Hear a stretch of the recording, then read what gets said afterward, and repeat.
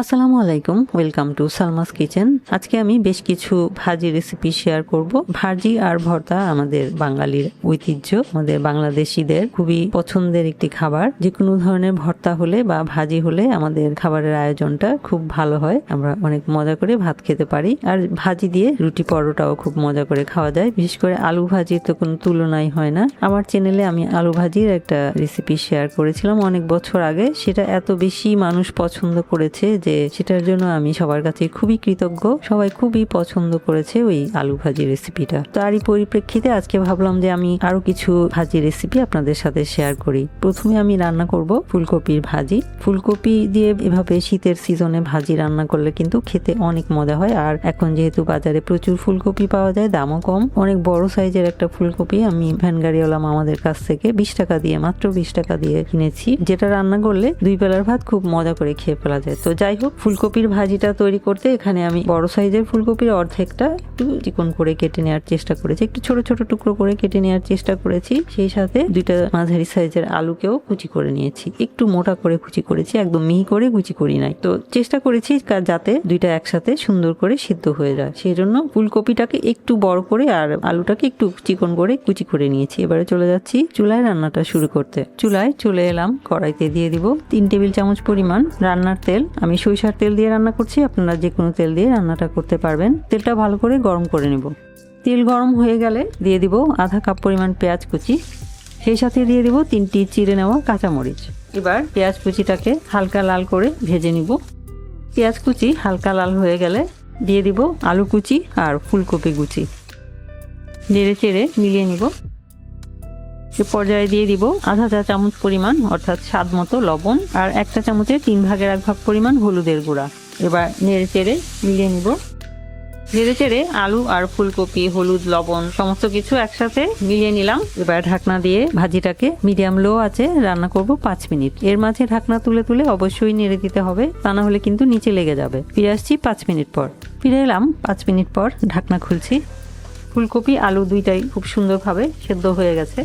এ পর্যায়ে একটা টমেটোর অর্ধেকটা ভিতরের বিচির অংশটা বাদ দিয়ে এরকম পাতলা পাতলা স্লাইস করে মাঝখান থেকে 2 টুকরা করে নিয়েছি। এটা জাস্ট দেখার সৌন্দর্যের জন্য যোগ করছি, না দিলে কোনো সমস্যা নেই। আমি যাতে দেখতে কালারটা সুন্দর আসে তাই দিলাম। আর টমেটো সিদ্ধ হতে খুব বেশি সময় লাগে না। টমেটোটা দিয়ে নেড়ে চেড়ে মিলিয়ে নিলাম। এ পর্যায়ে দিয়ে দিব 4টি আস্ত কাঁচামরিচ এবং আধা কাপ পরিমাণ ধনিয়া পাতা কুচি, মিলিয়ে নিব। এবার নেড়ে চেড়ে আর 2 মিনিট রান্না করে নিব, তাহলে আমার ভাজিটা হয়ে যাবে। 2 মিনিট হয়ে গেছে, আমার ভাজিটা একদম রান্না করা কমপ্লিট। এবার চুলা বন্ধ করে দিয়ে পরিবেশন করে নিব। তৈরি হয়ে গেল শীতকালীন ফুলকপির খুবই মজার একটা ভাজি রেসিপি। এভাবে আলু দিয়ে ফুলকপি রান্না করলে কিন্তু খেতে অসাধারণ লাগে। গরম ভাতের সাথে বা রুটি পরোটার সাথে এটা খেতে এত মজা লাগে, আসলে কি বলবো। তো আশা করছি আলু দিয়ে ফুলকপি ভাজির এই রেসিপিটা আপনারা তৈরি করে খাবেন এবং আশা করছি ভালো লাগবে। এবারে রান্না করব ব্রোকলি ভাজি। ব্রোকলি ভাজি তৈরি করতে এখানে আমি একটা ব্রোকলি এরকম ছোট ছোট টুকরো করে কেটে নিয়েছি আর সেই সাথে 3টা মাঝারি সাইজের আলু নিয়েছি। আলুগুলোকে এরকম 4 কোণা টুকরা করে কেটে নিয়েছি। আলুগুলো একটু ছোট করে নিয়েছি কারণ ব্রোকলি কিন্তু খুব সহজেই সেদ্ধ হয়ে যায়, খুব সহজেই নরম হয়ে যায়, এজন্য আলুগুলোকে একটু ছোট করে কেটে নিয়েছি। এবারে চলে যাচ্ছি চুলায়। কড়াইতে দিয়ে দিব 3 টেবিল চামচ পরিমাণ রান্নার তেল। সরিষার তেল দিয়ে আমি রান্নাটা করছি, আপনারা চাইলে যে কোনো তেল দিয়ে রান্নাটা করতে পারবেন। তেলটাকে ভালো করে গরম করে নিব। তেল গরম হয়ে গেলে দিয়ে দিব আধা চা চামচ পরিমাণ আস্ত জিরা। অপেক্ষা করব জিরায় ফোড়ন আসা পর্যন্ত। 10 থেকে 20 সেকেন্ড অপেক্ষা করলে জিরায় ফোড়ন এসে যাবে। 10 সেকেন্ডের মধ্যেই জিরায় ফোড়ন এসে গেছে, জিরা ভাজার সুন্দর ঘ্রাণ ছড়াচ্ছে। এ পর্যায়ে দিয়ে দিব আধা কাপ পরিমাণ পেঁয়াজ কুচি, সেই সাথে দিয়ে দিব 2টি চিড়ে নেওয়া কাঁচামরিচ। এবার পেঁয়াজ কুচিটাকে হালকা লাল করে ভেজে নিব। পেঁয়াজ কুচি হালকা লাল হয়ে গেলে এ পর্যায়ে দিয়ে দিব কেটে ধুয়ে রাখা আলু। ব্রোকলিটা আমি পরে দিব কারণ ব্রোকলি খুব সহজেই সেদ্ধ হয়ে যায়, আলুটাকে প্রথমে সেদ্ধ করে নিতে হবে। এবার আলুটাকে পেঁয়াজের সাথে 2 মিনিট ভেজে নিব নেড়ে চেড়ে। আলুটাকে নেড়ে চেড়ে 2 মিনিট পেঁয়াজের সাথে ভেজে নিলাম। এ পর্যায়ে যোগ করব একটা ছোট সাইজের গাজরের অর্ধেকটা। গাজরটা একদমই অপশনাল, এজন্য আমি আগে দেখাইনি। এটা দিলে একটু সুন্দর একটা কালার আসবে, সেই জন্য দিলাম, না দিলেও কোনো প্রবলেম নেই। তো গাজরটা দিয়ে আমি একটু নেড়ে চেড়ে নিব।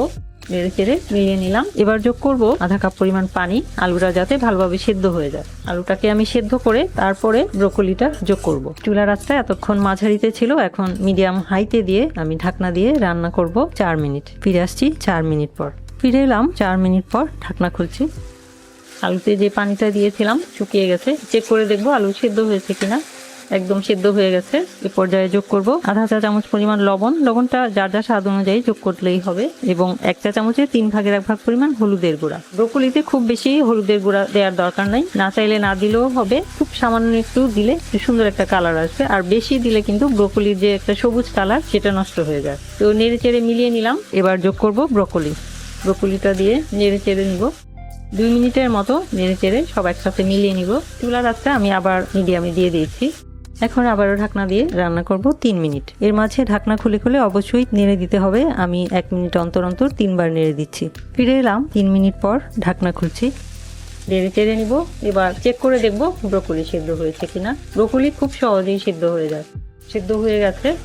এ পর্যায়ে যোগ করব 5টি আস্ত কাঁচামরিচ এবং কিছু ধনিয়া পাতা কুচি, মিলিয়ে নিব। এখানে ধনিয়া পাতা কুচিটাও অপশনাল, না চাইলে না দিলেও হবে, যেহেতু শীতের মৌসুমেই পাওয়া যায় ব্রোকলি, সুতরাং শীতের মৌসুমে তো ধনিয়া পাতা সবার বাসাতেই থাকে। নেড়ে চেড়ে মিলিয়ে নিলাম। এবার ঢাকনা দিয়ে অপেক্ষা করব 2 মিনিট। 2 মিনিট পর ঢাকনা খুলে নিচ্ছি। রান্নাটা আমার একদম কমপ্লিট। এবার চুলা বন্ধ করে দিয়ে পরিবেশন করে নিব।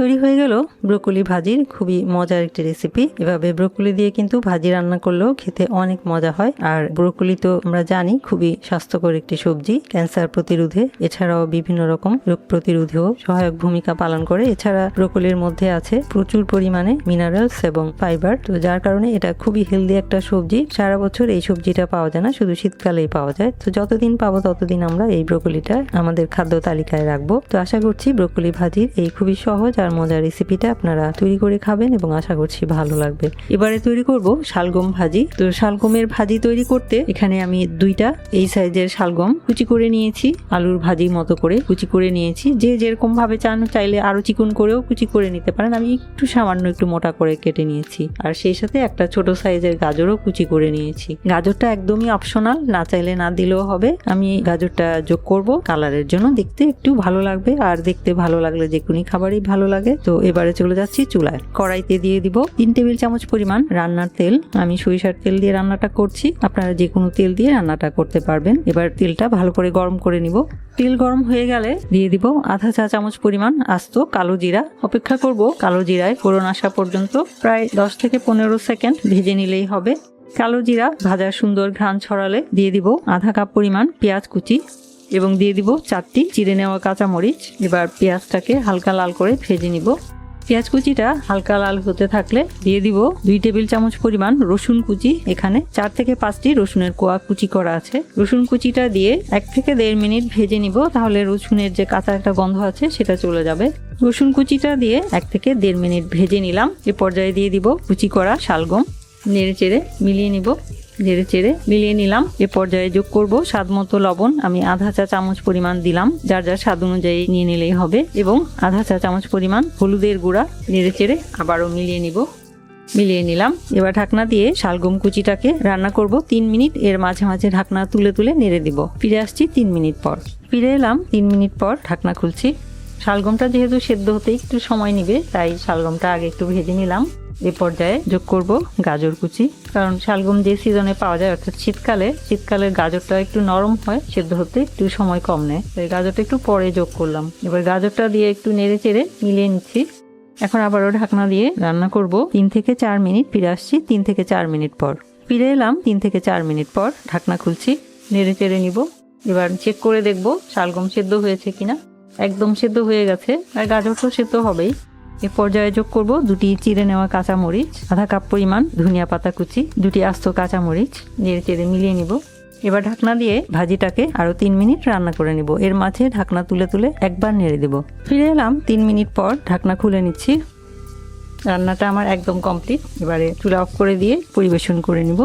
তৈরি হয়ে গেল শীতের খুবই মজার সবজি শালগম ভাজি। এভাবে রান্না করে খেয়ে দেখবেন, আশা করছি অনেক মজা লাগবে। গরম ভাতের সাথে বা রুটি পরোটার সাথেও খেতে অনেক মজা লাগে। তো আশা করছি শালগম ভাজির এই রেসিপিটা আপনারা ট্রাই করে দেখবেন। এবারে তৈরি করব বাঁধাকপি ভাজি। এরকম ভাবে ভাজি রান্না করলে একদম পুরোপুরি ভাবে সেদ্ধ হয়ে যায় আর খেতেও অনেক টেস্ট হয়। বাঁধাকপি ভাজি রান্না করার জন্য এখানে আমি একটা বাঁধাকপির 4 ভাগের 1 অংশ কুচি করে নিয়েছি। একদম মিহি করে যে নিয়েছি তাও না, মোটামুটি কুচি করে নিয়েছি। এবারে চলে যাব চুলায়।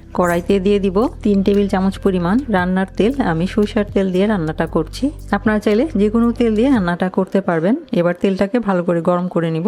তেল গরম হয়ে গেলে দিয়ে দিব আধা কাপ পরিমাণ পেঁয়াজ কুচি, সেই সাথে দিয়ে দিব 7-8টি কাঁচামরিচ। আমি লাল কাঁচামরিচও যোগ করেছি দেখার সৌন্দর্যের জন্য। এবার পেঁয়াজের কালারটা হালকা লাল হয়ে যাওয়া পর্যন্ত ভেজে নিব। পেঁয়াজের কালারটা হালকা লাল হয়ে গেলে দিয়ে দিব 1 কাপের 4 ভাগের 1 ভাগ পরিমাণ রসুন কুচি। এখানে একটা রসুন কুচি আছে। এবার রসুন কুচিটাকে দিয়ে মিডিয়াম লো আছে 2 মিনিট ভেজে নিব। বেশি ভাজবো না, জাস্ট রসুনের কাঁচা গন্ধটা চলে যাওয়া পর্যন্ত ভেজে নিব। রসুন কুচিটা দিয়ে 1 থেকে 1.5 মিনিট ভেজে নিলাম। এবারে যোগ করব ধুয়ে কেটে নেওয়া বাঁধাকপি। বাঁধাকপি কিন্তু অবশ্যই কাটার আগে ধুয়ে নিতে হবে।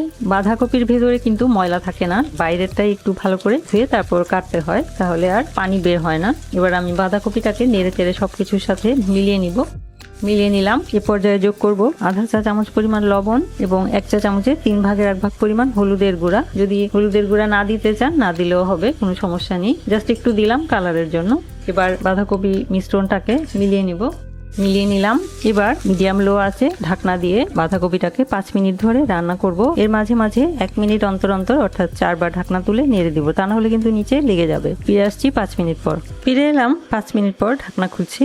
বাঁধাকপির যে চিকন পাতলা পাতার অংশটা সেগুলা কিন্তু সিদ্ধ হয়ে গেছে, কিন্তু ডাটার যে একটু মোটা অংশগুলো আছে সেগুলো কিন্তু সেদ্ধ হয়নি। তো এইগুলো সেদ্ধ করার জন্য আমি এ পর্যায়ে এসে 3 টেবিল চামচ পরিমাণ পানি যোগ করলাম। অনেক বেশি পানি কিন্তু যোগ করা যাবে না, তাহলে কিন্তু ভাজিটা একদম প্যাচপ্যাচা হয়ে যাবে এবং শুরুতেও কিন্তু পানি দেওয়া যাবে না, তাহলে ভাজির টেস্টটা নষ্ট হয়ে যাবে। এই পর্যায়ে এসে ভাজিটা যখন মোটামুটি সেদ্ধ হয়ে যাবে সে পর্যায়ে এসে অল্প একটু পানি যোগ করতে হবে, তাহলে এই ভাজিটা একদম পারফেক্টলি পুরোটা সেদ্ধ হবে আর টেস্টটাও ভালো আসবে। এবার আমি ঢাকনা দিয়ে দিলাম, আবারও মিডিয়াম লো আছে 3 মিনিট রান্না করব। এর মাঝে ঢাকনা তুলে 2 বার নেড়ে দিব। ফিরে আসছি আরো 3 মিনিট পর। ফিরে এলাম আরো 3 মিনিট পর, ঢাকনা খুলে নিলাম, নেড়ে নিলাম। এবার চেক করে দেখবো ডাটাগুলো সিদ্ধ হয়েছে কিনা। সিদ্ধ হয়ে গেছে। পর্যায়ে একটা টমেটোকে আমি এরকম ছোট ছোট টুকরো করে, একদম ছোটও না, মোটামুটি মাঝারি সাইজের টুকরো করে কেটে নিয়েছি। এটা দিয়ে দিলাম, দিয়ে একটু নেড়ে চেড়ে নিব। টমেটোটা চাইলে দিতেও পারেন, নাও দিতে পারেন, দিলে একটু টেস্ট বাড়ে আর কালারটাও সুন্দর আসে।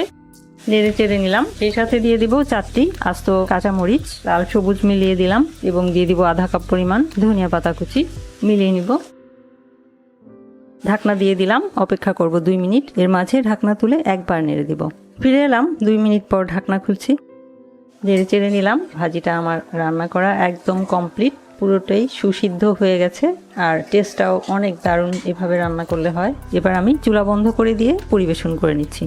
তৈরি হয়ে গেল খুবই সিম্পল কিন্তু খুবই মজার একটা রেসিপি, বাঁধাকপি ভাজি। আজকে আমি যে পদ্ধতিতে বাঁধাকপিটা ভাজি করলাম এই পদ্ধতিতে ভাজি করে খেয়ে দেখবেন। আশা করছি যারা বাঁধাকপি ভাজি খেতে পছন্দ করেন না তারাও পছন্দ করবেন। বাঁধাকপির পাতলা অংশগুলো খুব সহজেই সিদ্ধ হয়ে যায়, কিন্তু মোটা অংশটা সিদ্ধ হয় না, তাই দেখা যায় যে বাঁধাকপির ভাজিটা খেতেও ভালো লাগে না। এই পদ্ধতিতে বাঁধাকপিটা ভাজি করলে সবগুলো অংশই সুসিদ্ধ হয় আর খেতেও মজা হয়। তো আশা করছি এই রেসিপিটা আপনারা ট্রাই করবেন, আশা করছি ভালো লাগবে। এভাবেই শীতকালীন 4 রকমের সবজি ভাজি রেসিপি আপনাদের সাথে শেয়ার করলাম। এক একদিন এক একটা রেসিপি রান্না করে খাবেন, খাবারের ভিন্নতাও আসবে এবং খেতেও বেশ ভালো লাগবে। তো আশা করছি আসছে শীতের মৌসুমে খুবই মজার সবজি ভাজি রেসিপিগুলো আপনারা ট্রাই করবেন। ভিডিওগুলি দেখার জন্য এবং এতক্ষণ সাথে থাকার জন্য অসংখ্য ধন্যবাদ। সবাই খুব ভালো থাকবেন, আমার আর আমার পরিবারের জন্য দোয়া করবেন। আল্লাহ হাফেজ।